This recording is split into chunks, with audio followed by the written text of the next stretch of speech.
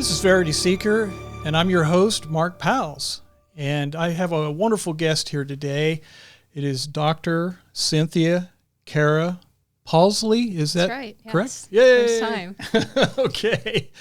This is a Think Locally, Act Locally podcast, like we always try to do here. We are looking for information locally and trying to inspire people and educate people locally.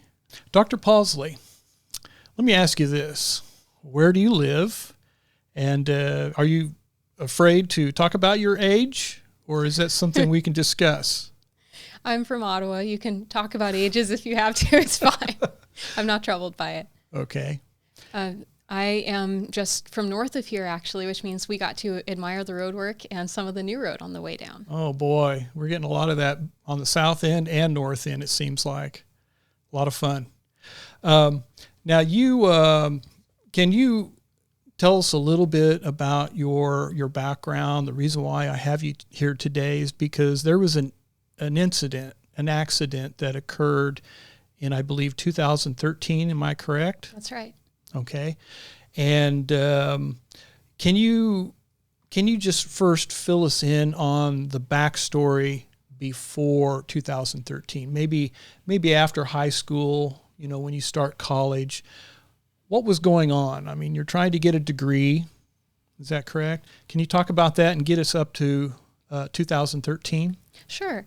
Well, so I live in Ottawa, so I went to junior college up there, which is Neosho County Community College, a really nice little school at the time. It's grown quite a bit now. The Western Civilization program at KU really helped it to flourish, from what I've heard. And since then, it's relocated. Well, I got my AA in English from Neosho, and then was going to go to the University of Kansas. And my father hands me the catalog, and he says, well, here, choose something.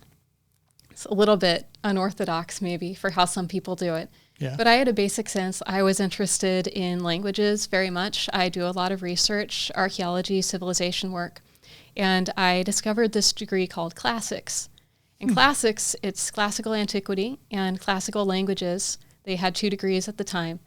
And it is this wonderful mix of, you do Greek and Latin, you learn some about linguistics, material culture. So you'll get some background in archaeology and ancient cultures, especially of Greece and Rome, but a good footing in Western civilization in general. Mm-hmm. And so I started that at KU in 2006 and completed my degrees there. I got my BA in classical antiquity and then in classical languages. And I say very much, I'm a person that God directs everyone's steps, and that really comes true in the things that he did for me. Mm-hmm. Because in 2009, I was trying to figure out, do I want to pursue a PhD or a law degree? And someone casually mentioned to me, have you looked into the master's program here at KU Classics? And honestly, no. It was a terminal master's program, which means you only do the master's and then you stop. You don't go on to the PhD, and that had been the plan all along. But we said, well, I'll go ahead and apply, and if God opens this door, then we'll know that he intends for something to potentially come of that. And I was accepted, which was a wonderful thing. They said they don't usually like to take people from the same school. So it was a bit unusual, but with the understanding you're going somewhere else for a PhD, you're not planting yourself in the backyard or moving into Wesco Hall permanently on KU's campus. So that's what it is. So that's what it is. And so I completed my master's in 2012 at KU, which brings us up pretty close to 2013. Okay, so you just finished your first year at Yale. That's right. You were accepted there.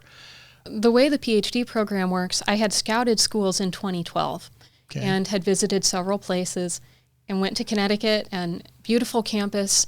Yale offered a fellowship, which means they cover everything. And if you think that's not a miracle, that God provides things like that, I certainly do, especially when you come from a small town with no background in classics, which is what I had before the bachelor's degree. There's no background in it. But so I had moved up to Connecticut in 2012 and then was there through May of 2013, and it was a wonderful year. Just absolutely wonderful year. You complete your first round of tests, you begin taking classes, you're preparing to start dissertation work in a couple of years. It's a pretty busy time. Mm-hmm. And so that summer I had come back to visit my family. Oh. Can you go through that process what happened, what you were feeling at the time? I understand it was someone who backsided your vehicle. Is that correct? That's right. Well, yes, it's a little bit of a long story. I'll give you the condensed, shortened, long version. We had a family dinner. We were taking my grandmother back to meet another family member, and we had car trouble on the way back. So we had 2 cars, and my father said, well, I'll call a tow truck and I'll stay with this one, and he was with the second car. So we had our first one, and we have 7 people in the truck. We're driving back on the major road, the highway that had just been built between Lawrence and Ottawa. Right. And out of nowhere, it's a beautiful day. It's the middle of June, just beautiful weather. And there was a car that just rammed the back of our car. Okay. I'm sorry. Yeah, that's It's a bit of a cliffhanger stop, maybe. Yeah, that's a surprise. So what happened after that? You were struck by this vehicle. You were literally thrown from the vehicle. Mm-hmm. Oh my gosh. And do you remember anything at that moment? Yes, I was conscious through the accident. So our car flipped 8 times. I can't tell you I counted them. I was busy doing other things at the time. But I was in the middle of the car, and we believe my seatbelt snapped. The children's car seats, my niece and nephew were by the side windows, and the car rolled, threw me out, and we had so many miracles. I don't know if you'd like me to talk a little bit about those. Yes, I would, yes. Okay. Yeah. So we had my 2 brothers in the back, and they were both thrown out of the car. We're at highway speeds. We were not speeding, but the man behind us was. It was right before. It was a distracted driver, as a young guy. It just happened. Mm-hmm. And my 2 brothers were thrown out of the back. My oldest one was rolling on the highway, and he says he heard a voice say, "You're going to be okay. Take care of everyone else." And he has a scratch about this wide, this long on his arm. He never had anything else. Wow. They didn't even put him in the police report. They said, "How'd you get here? You couldn't have been in that car." You're right. So that's one. It's one. The second brother was also thrown out of the car, and he had extensive road rash on his leg, but he was up running after the car. And he was the one who immediately came to me after the accident. He's standing beside me. He's just fine. He started feeling a little bit dizzy not too much later, and they had him sit down, took him into the hospital, and they said, "Your back has been broken," and it fused on the spot. They kept him in the hospital a few days. He's able to do everything. He went back to work. He's at school now, and he actually is pursuing a PhD himself in computer science. You wouldn't even know anything had happened. Miracle number 2? Miracle number 2. And I told you there are more. Okay, let's keep going. Okay. We had the 2 little children by the side windows where their car seats were. And obviously the car rolls, and the first thing you think about is, are the kids okay? They were both fine. They were 3 and 5 at the time. And, they weren't traumatized by it. My 3-year-old nephew, for weeks afterwards, said that everything was due to the accident. He'd get a bug bite, and he'd say, "Oh, from the accident." But that's all there really ever was. And I think that's the grace of God, too. Yeah. Now, do you ever think about yourself, your situation? Do you ever ask that question, why me? I think or not? With my family, it's more a why not me. And really I look at it and say, I believe God does things for a purpose. I believe he does things for a reason. I don't always like what he's doing, but that's a change that needs to happen in my heart, and I know that. And the things that he has done surrounding this, I can look at every step and say, he's in charge of it, he knows what he's doing, and it's okay. That doesn't always make you feel better, but sometimes when you know better, that's enough. Yeah. Now, you're lying on the ground, okay, and your brother's over the top of you. I'm backing up a little bit. Do you remember the thoughts that were going through your mind at that moment?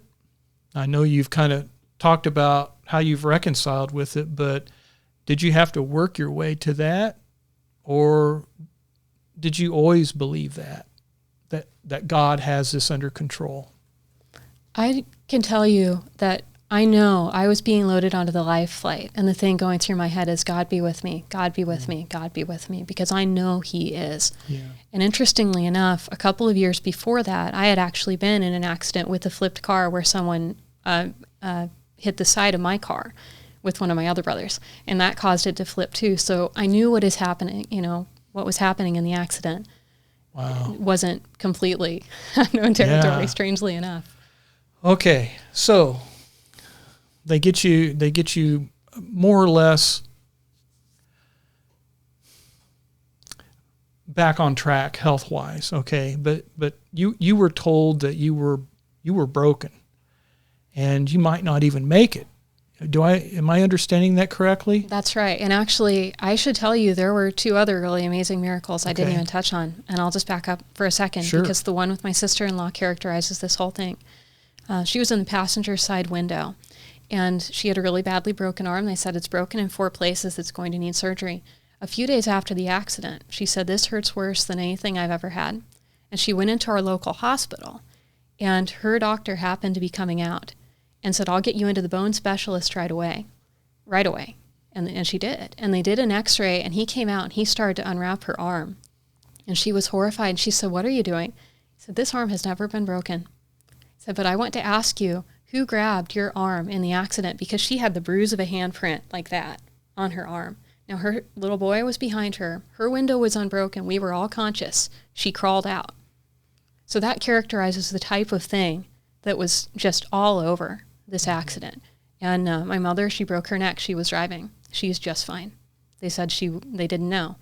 Well, mine was the worst injury of the bunch. Mm-hmm. And my brother actually called my father and said, "I don't want you to worry, but they've taken 2 off by ambulance, and they've taken care of by life flight. And so, don't worry about it." So he's trying to play it down, but we all know that's pretty serious. Yeah. And the words that they gave to my parents were that if I survived the surgery, which was over 6 hours, that I would never walk again. And they never backed down on that. But I can say through all of that, I've just always had the assurance, and I don't even know if it's on a feeling level. Sometimes you're just going through and it's sheer survival, but I have the knowledge that God is with me and that he can be trusted to do what he says he's going to do. And that gives me peace, and it always has. Wow. Well, I wish everybody thought that way. We gripe and complain. I'm sure I can do my fair share of that. I think we all do. You don't have any doubts whatsoever. I try to always turn it back to knowledge, because the thing is, I know with this, your feelings can so much betray you. And like I said, I don't know if that's survival mode, but I never remember having any feelings of fear in the accident. I really credit God with that. Or in the aftermath, I can remember times when I had to relearn how to do things again, like breathing. My lungs had both collapsed. Yeah. And I can remember times just being in the hospital thinking, I wonder if anyone will notice if I quit breathing. And it was just an objective feeling. There's no fear in it. It was just kind of, I wonder if they will. Mm. But the thing is, I know in all of those things that your feelings can so easily lead you into the doubt that just causes a down spiral, and it can just tear you apart. And that's when you really need a firm foundation to be able to stand on. Yeah, and your firm foundation is pretty obvious, isn't it? Yeah, certainly in Jesus Christ. Yes. And nowhere else. Everybody could use that. Yes. The only one. Yeah. I wanted to read this write-up here. It was actually from the Yale Dean's office. Do you remember a write-up? Does that look familiar to you? Yes, this was an article that they requested doing. It was quite an honor. Yeah. One thing that hasn't changed is that I still love my research, teaching, and the people at Yale. You did return to Yale. I did. After this. How long did that take? We had to take a year off of school, relearning to do a lot of things, and I had to get big leg braces like the type Franklin Roosevelt wore that everyone sees proverbially. So I went back to school, and I'm walking like that. I can't even lift a glass of water. So it was quite a challenge. Wow. And you had mobility, right? You had a motorized... I used a mobility scooter to go back and forth, and I won't kid you, they were long days. I would get help in the morning and then in the evening, and the rest of the day was just on my feet and then using the scooter. So the days would go about 6:30 a.m. to midnight, and then once in the middle of the night, and I really credit God with that. Because I know I couldn't have done that without him. Yale has been extremely helpful The entire classics department has been incredibly supportive from the beginning. There are many other people at Yale and outside who deserve thanks, including my family, parents above all, and many friends in both Kansas and Connecticut. I am beyond thankful for their help and encouragement. She has impressed many people with her grit and passion toward making maximum recover, says York. That's one of the people that you had mentioned above. Cara is one of the most positive and determined people I have ever met in my 30-plus years in healthcare. Her recovery is a tribute to her force of will. And this person's name is Goulet. Was that the last name? Yes, Goulet? That's right. Adds. Her dissertation advisor, Professor, is it Baker? Bach. Professor Bacher has the greatest admiration for Cara's willpower and determination. She has progressed far beyond what seemed medically possible at the time of the accident, while at the same time having a stellar career as a graduate student at Yale. In November 2016, Polsley began producing a blog to encourage others to think outside the box in pursuing recovery and to let fellow SCI sufferers know that they are not alone. She also educates those who have no familiarity with spinal cord injuries. She plans to launch a nonprofit organization that will continue the work promoted by her blog, drawing attention to the challenges of spinal trauma and promoting aid and research. Before coming to Yale, Polsley earned an associate's degree in English from Neosho County Community College, and then they go into your background before Yale. Her dissertation analysis counterfactuals. That I'm sure will come up today. It has to do with my science fiction. Hypothetical what-if scenarios in ancient Greek narrative. Okay. Associate Professor Piano Garrison calls the project simply brilliant. Cara intends to weave together a study of a particular type of digression in Greek and Roman historians that engage with the... Okay, we're going to get into this later, but they basically talk about your book project that we're going to talk about in the second episode of our conversation. But I just wanted to read that write-up about you, that interview, from the perspective of the Yale dean's office, and that's quite a compliment. It was, and they were a huge blessing the whole way through. KU and Yale reached out immediately with support, and they continued that. They have maintained that. I have good friends at both of those, and just absolute blessing the whole way around. Wow, and that says a lot for the colleges. I think so. We can say terrible things about some of the universities out there, but there are good and bad people everywhere. Now, is there anything else you want to say about your experience getting around at Yale that I haven't triggered? Oh, let's see. One whole thing that I guess that probably doesn't even show up is that was after my second time back. I actually had a broken leg in between all of that. So we went about 2 years, and I returned home this time for Christmas. Maybe I should have quit coming home. Maybe that's the problem. No.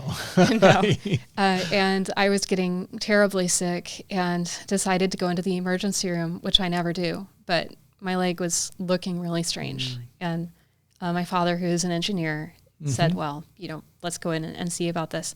So they said it was impressively broken. And if you've had your leg swing this way, then I suppose that counts. But that slowed me down for another half year out of school. So those things that they wrote, when I say they're a blessing, that's after the second time back, that the exact same thing. And they worked to bring me back in. They're working around these times that I have to take out. I mean, I wrote most of my dissertation prospectus, the preparation work, lying in bed with my broken leg. And they're so good about it. Yeah. I don't think a lot of schools actually would work with you on that very well. Yeah. And I should say, while we're talking about things that are considered miraculous, the very day that I was scheduled to go back to Yale from that broken leg, I had another fall, which is not what happened the first time, by the way. That leg, that was osteoporosis. That spinal cord injuries affect everything below the site of your injury. And my entire spine was really, really badly crushed. Yeah. And everything below the injury site has problems with typical things like osteoporosis. But the second time I did have a fall, and we were about to load in the car and head back to Yale, and my other leg is swinging, and we knew it was broken. And so at that moment, I said, well, let's pray about it. We had prayed about the other one. We always pray about everything. And we called a friend that I consider her a prayer warrior in Minnesota, and we put my hands on my leg, and we said, we're going to pray about this. Pray nonstop for 5 minutes. And at the end of that phone call, my leg was not swinging back and forth. And I know what a broken leg looks like. Yeah. So I rested, then we got in the car and we went back up, and that leg wasn't broken. Wow. So that right there, the contrast we're talking about, the miracles that show up in things, the way that God directs you. There are so many little things that happen and we don't notice. And that's a slightly bigger one. That would have ended everything. Yeah. And one thing that people don't understand is the fact that if you can't feel your legs, you don't know when you've broken your leg. That is true. We found out I had a broken ankle during the time at school too. But it's just as well I didn't know, because some of those times, if you had stopped, you only have so much medical leave, and you only have so much people are willing to work with you. Right. If something like that happens. Wow. And I don't mean the Yale professors. I mean, to help with mobility and things, people. Sure. Yeah. Now, did you find that most of the buildings that you were in, I think all public buildings have to be accessible.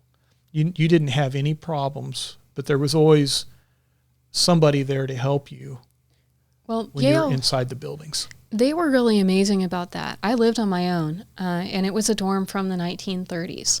So it didn't have a lot of access when I moved in specifically for what I need. Mine is a very odd level of injury because I'm between a lot of strange extremes. Yeah. But the people at Yale really bent over backwards to help with that. And actually, when we first went back up, it was a long drive up, and we got there and we looked at the room and said, there is no way this is going to work. It was a dorm room, and almost considered leaving and said, no, we're going to pray about this, and then we're going to take it a day at a time. And somehow God just made it happen. Yeah.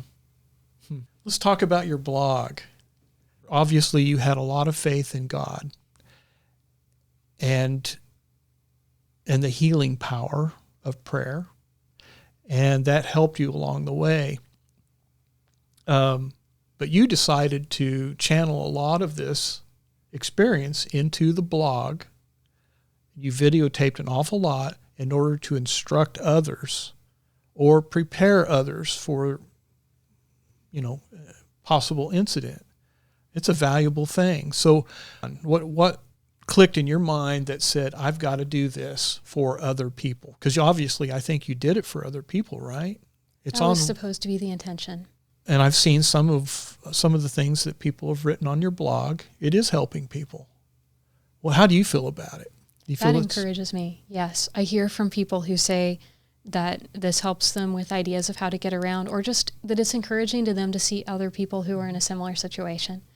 This injury overridingly happens to men, for one thing. And, for another thing, spinal cord injuries, they give you a really definite timetable. They basically tell you whatever you see within 2 years, that's it. And most of the time they'll tell you if you don't have recovery within 6 months, it already shows you're not going to have anything. And for me, as many things as we talk about as being miracles, and they are, it has been a very slow process with a lot of resistance in a lot of different ways. People have strange conceptions about what is supposed to be happening. I was told when I was released from physical therapy, you will grow old in a wheelchair, you will see small changes, but they will never be significant. Now, that's before I was able to walk with leg braces. But we had so many things like that along the way, and other people need to know that there are other people out there in similar situations, and they just need the encouragement of seeing other people in a similar situation, if nothing else. Right. What do you know about stem cell research and the possibilities of regenerating a person's ability to walk? Is there any possibility in that? Adult stem cells seem to have some good results. I do see a lot of things from people who actually travel to places like Thailand, Mexico. There was a hockey player out of Canada not too long ago who went and got, I believe, some adult stem cells and electrical stimulation. It depends on what works for different people with electrical stimulation and those things. But adult stem cells, or your own stem cells, look like they could have some promise, that is an area. Okay. What is your hope for the future as far as your injury? I've always believed it will keep getting better. And I've had other people, honestly, who walk up to me on the street and say, "You're going to be fine." And I keep hearing that a lot. People who come up and they still say that. So I walk every day, and I believe that God is going to do this with what is best for his glory. And that's what I want. And I look at it and say, obviously I want a full recovery. I believe in one. On some level, he's going to do what he will. But the most important thing is, however he defines that, I want it to be what he wants. Mm-hmm. Okay. Is there anything else you want to tell the folks out there? Something that they may need to know about your experience or your injury or where you're at today? What would you tell them out there? Say somebody like me who hasn't gone through this, or someone who has. What would you tell them? I think the most important thing for everybody, and this is regardless of what situation you're in today, is exactly what you mentioned, that it could happen to anyone at any time. So there's obviously a place for prevention physically and all that, but sometimes, that isn't enough. And so I look at it and say, on a spiritual level, I encourage everybody, whatever you believe, whatever it is that you are based on, make sure that you have something that is firm. I believe there is only one thing that is firm, and I encourage people to look into that. If you don't believe in the Bible, I encourage them to look into that and why there is reasonable cause to believe in it. And if you do, that to build your faith on something more than feeling, and build up now, because you may not have time later to be thinking about how you feel about something or what you want to believe about something. And you want something that will carry you through in an important time. And I believe there's only one thing that actually effectively can do that all the way. And that's basically your testimony, right? That is. And that comes with so much thankfulness for what God does along the way, and so many people who have been so outstandingly wonderful and gracious and kind. And I look at that and say, that also is the goodness of God. Mm-hmm. And I always am thankful for that. Wow. Amen to that. Well, Dr. Polsley, of course, it's okay to call you Cara, right? Yes. I might be switching back and forth. I really appreciate you coming on and doing this interview and talking about your experience. Now I feel like I know you better. I really admire how you've handled this. I admire your belief in God, your faith, and I think your advice to everyone out there is the truth. And I think that's what gets us through many things. And so it's very important that you listen to what she had to say. Well, and it's my pleasure to come and be able to share that. And I do encourage, if people are in similar situations or if they have questions, there is a contact me page on my blog. Okay. And people do sometimes reach out and say, I just got a spinal cord injury, or I know someone who did, things like that. So I'm open to that. It's cpolsley.com. All right. Well, thank you very much. Thank you. And this will be the completion of episode number 1.